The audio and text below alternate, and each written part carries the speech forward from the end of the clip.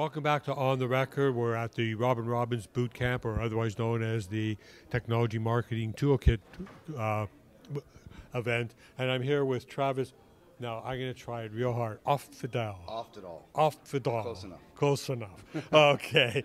And he's another techie, who is more on the business side than on the tech side in a lot of ways.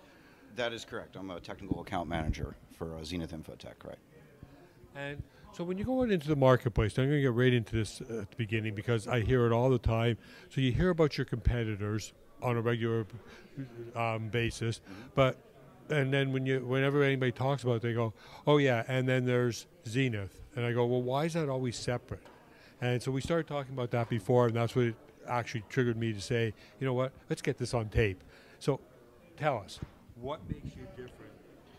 Well, there are a lot of solutions out there that are categorized as remote monitoring and management tools, or an RMM. And we actually provide what are called managed services. And in a managed services situation, you're not only providing tools for remote management, ticketing, NOC assistance, network operations center assistance, but you're also providing, and we kind of do this almost exclusively, we also provide people, real people that our partners can contact, they can call up. We provide them with full marketing collateral, and we're an entirely white labeled solution, and we work only within the channel. And in addition to that, we're not pigeonholed into one specific product. We also provide virtualization platforms like our Smart Style. We also have backup and disaster recovery solutions. So we are involved in the marketplace in a lot of different ways that really benefits us, and that sets us apart. So at the end of the day, who owns the customer? Who owns the customer?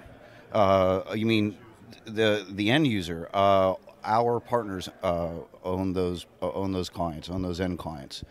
We only work within the channel. So if you're not qualified as an IT provider, then we don't give you pricing. We don't give you, any other information. We direct those people to partners and make sure that they're getting service from an IT service provider. So it's almost like a help desk, except with a lot more bells and whistles. Well, on the managed services side, we provide scripting and configuration. We provide an advanced scripting engine. We also have a full-blown ticketing system, but we also work closely with Autotask, ConnectWise, and TigerPaw. So those are integrated into our system, so people don't need to switch over to our system if they actually go with our managed services. There are a lot of other tools, mail transaction monitoring.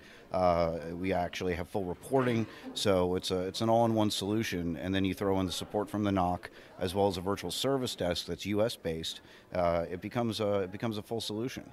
And one of the reasons why we call them partners and not clients is because we actually partner with them, and we price our solutions competitively so that they can make as much of a margin as they possibly can.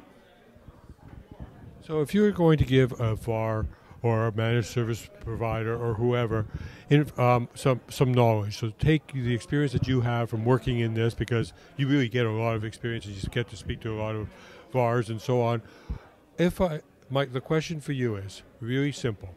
What advice would you give them so that they can increase their revenues during 2011? So not 2015, now. Well, I mentioned the Smart Style Office, which is the virtualization platform, and this is something that is really getting into the industry in a big way, and we're kind of early to the party on that.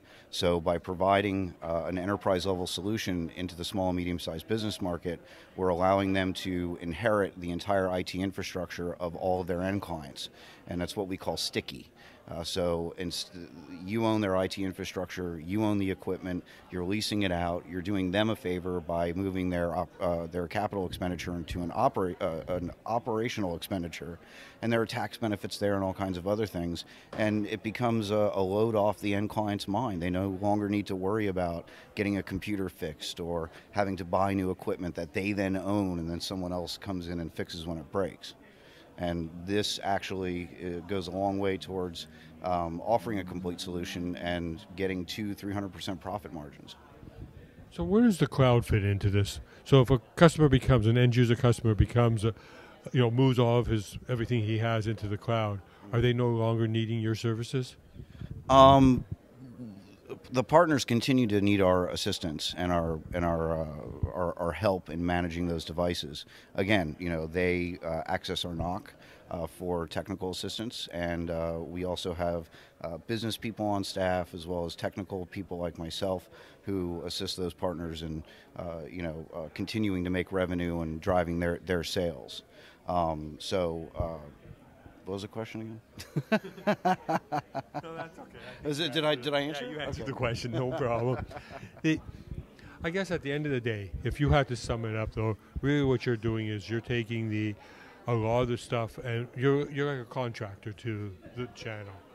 Yes, you could put it that way. And so you're taking the jobs away that they don't want to do or shouldn't be doing, because it's not, if they were smart, and hopefully most of them are in our audience, they're going to say, you know what, I don't want to do the jobs like that, because unless you've got a huge volume of it, it just doesn't pay any money. Doing more with less. And so let's get out there, let's do some marketing, let's find some new clients, let's build our business that way.